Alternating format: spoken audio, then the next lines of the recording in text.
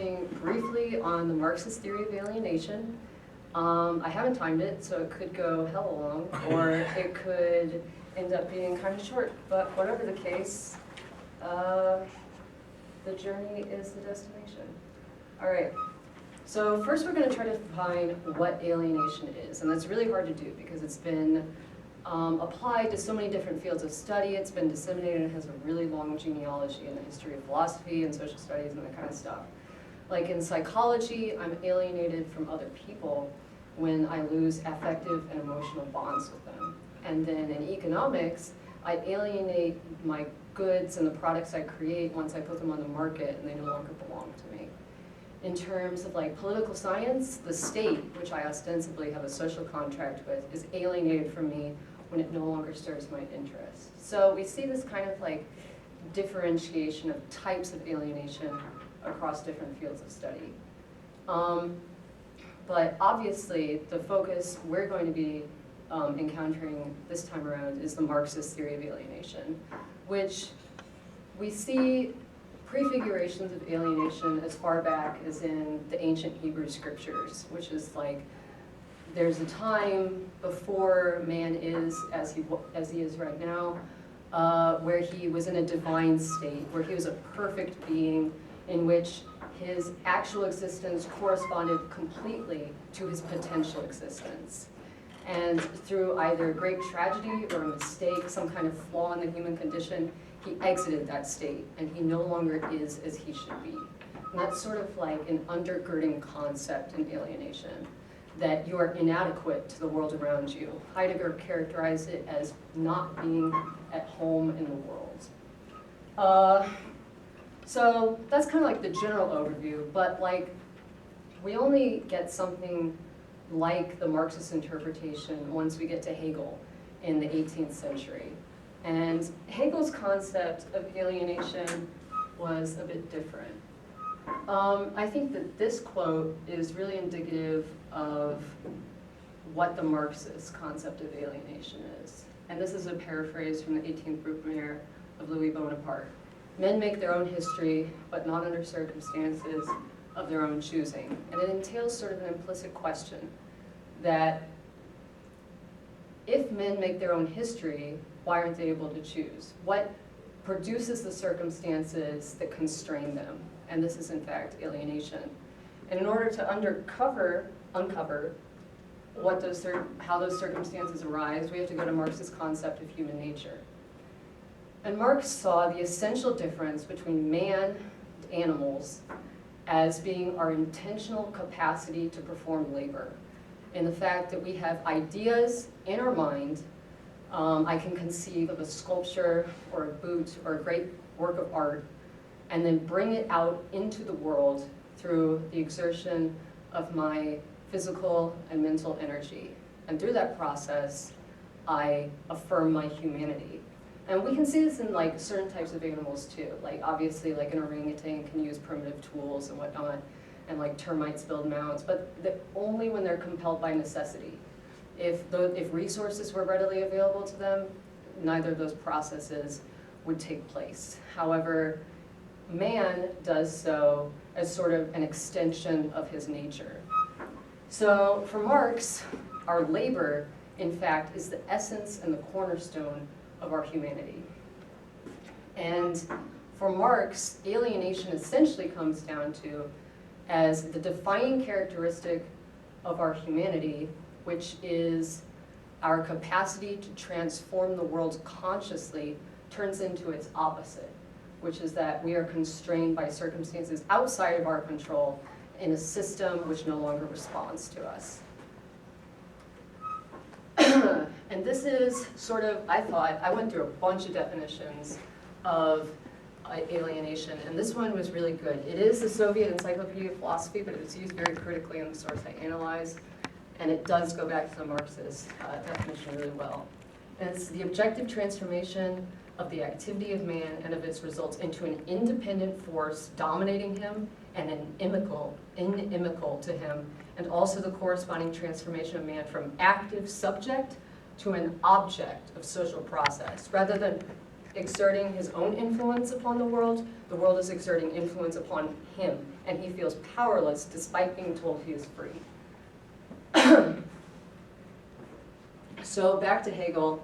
Hegel said that man becomes alienated through the process of his labor being alienated, and there were two fundamental reasons for why this occurred. The first was called the Dialectics of Need and Labor.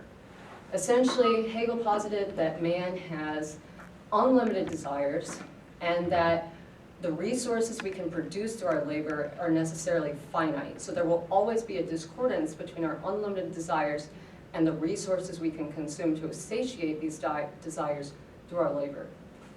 And the second is the idea of externalization, which is a little more complicated. And we have to remember that Hegel is an idealist, so he believes that consciousness precedes material reality. For Hegel, when I conceive of something in my mind, like the sculpture or the boot or the magnificent work of art that I referenced earlier, whatever, that is perfectly inhered in my being. But when I produce it into the material world, it becomes extricated from my being. It becomes alien to me. And so that is the process of alienation. For Hegel, therefore, all labor is alienated labor because it takes place into the material world. It is the process of taking an idea and projecting it into the material world in which it is no longer perfectly united in my being. Marx borrowed a lot from Hegel. He was a student of Bruno Bauer, who was a disciple of Hegel, and he respected Hegel to his death. However, he also referenced the need to turn Hegel on his head. And this was essentially, Marx took both of these ideas and inserted them into a philosophy of materialism and history. So he contradicted the first thesis of Hegel by saying that the discordance between needs and labor is a historically contingent phenomena that arises in certain social formations. And that is essentially regimes of private property in which commodities are produced for exchange and through the mediating mechanism of a market. And that externalization, he essentially just flat out rejected in the sense that when I produce something in the material world, it doesn't necessarily oppress me in any meaningful way. It simply is apart from me, but it can still impart meaning and still be the source of a creative wellspring in man's labor. So Marx's earliest formation of alienation is in the Economic and Philosophical Manuscripts of 1844. And he essentially fleshed out four characteristics. Man is alienated in four different ways: from the product of his labor, from the activity of his labor, the very process of producing the product, from his species being, which was, for Marx, human nature itself, and from other human beings. And these all arise in a specific way under the mode of production of capitalism.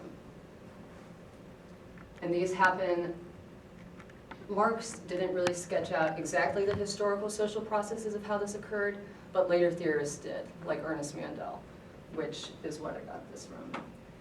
So there are steps in alienation, and the first is that in the Marxist theory of alienation, we are separated from the means of production under capitalism. And this is the first time in history in which the working class is totally and utterly separated from the means of production.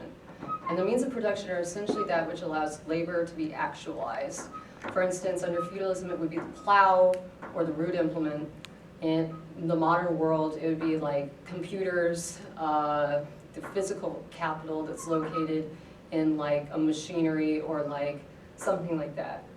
And this is a long historical process that took place from the 16th to roughly the 19th centuries, in which the enclosure of the commons took place. The Industrial Revolution forcibly removed peasants from the land and put them into the cities, in which they had no access to means of production or land in order to survive. So they could not subsist under the old mode of production and were forced to sell their labor to a capitalist in order to survive. And this is the second condition, wage labor.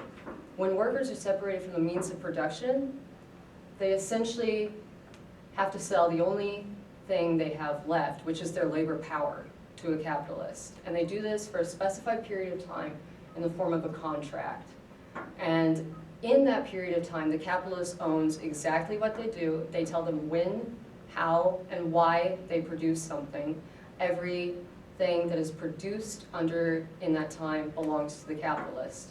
And this is how the worker becomes divorced from the actual process of creating things, because during this period of time they essentially sign away their creative capacity to work.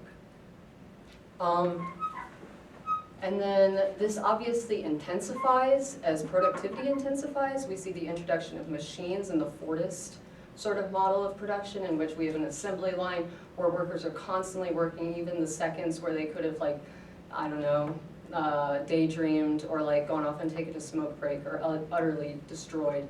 And this intensifying process of maintaining control in wage labor accelerates as capitalism accumulates and develops.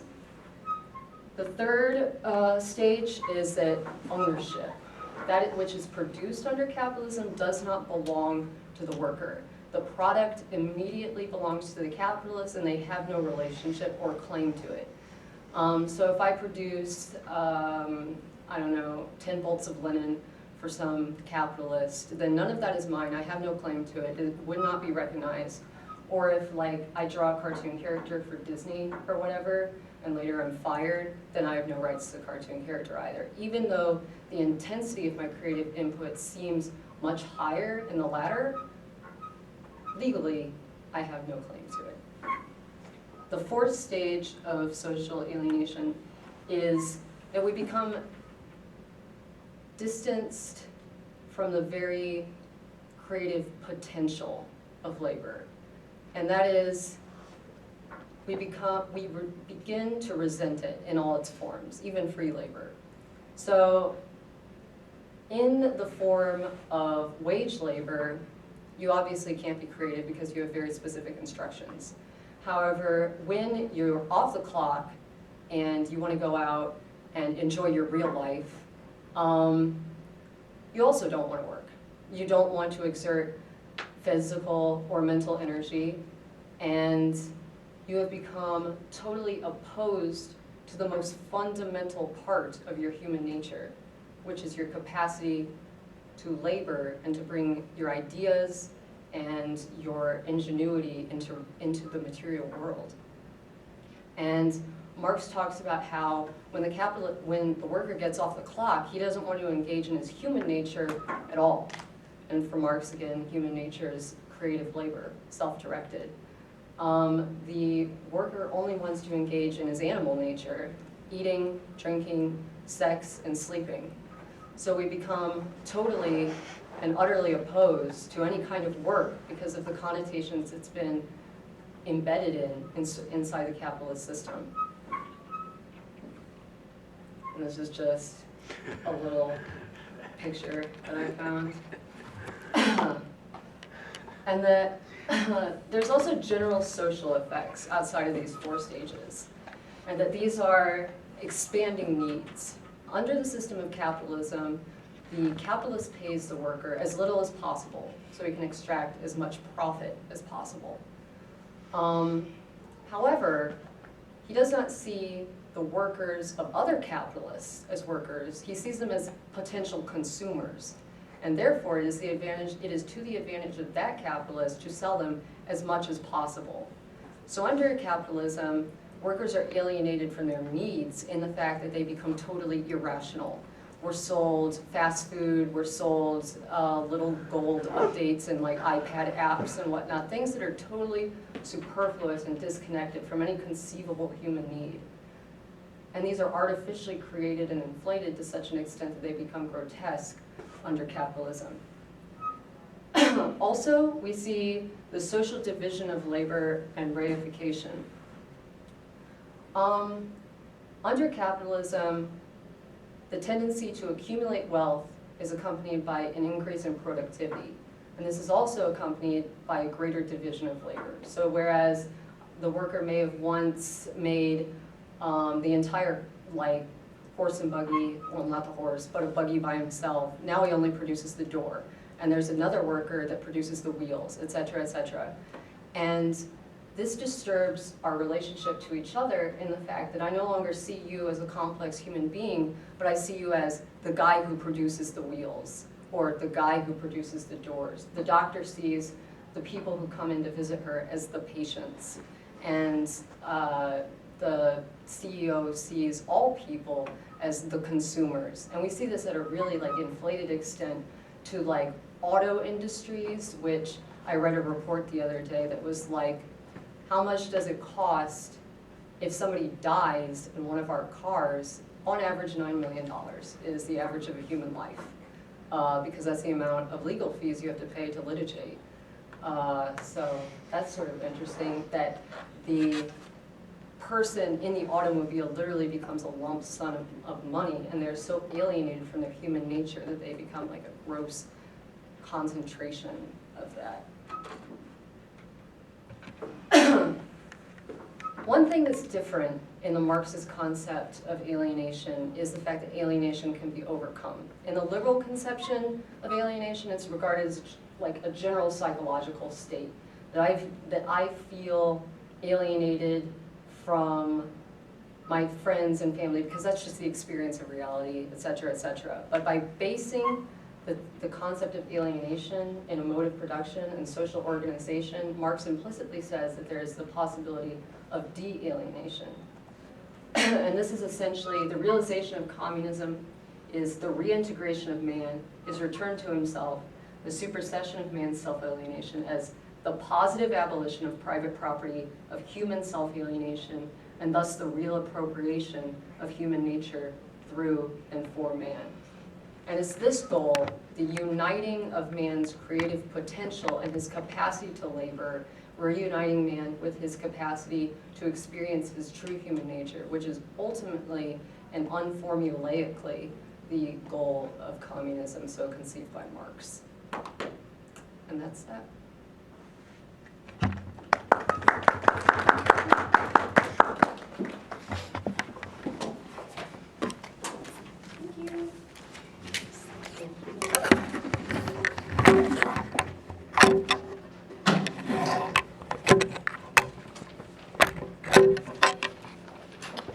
We'll do some question and answers. Or does anybody have any questions? Yeah.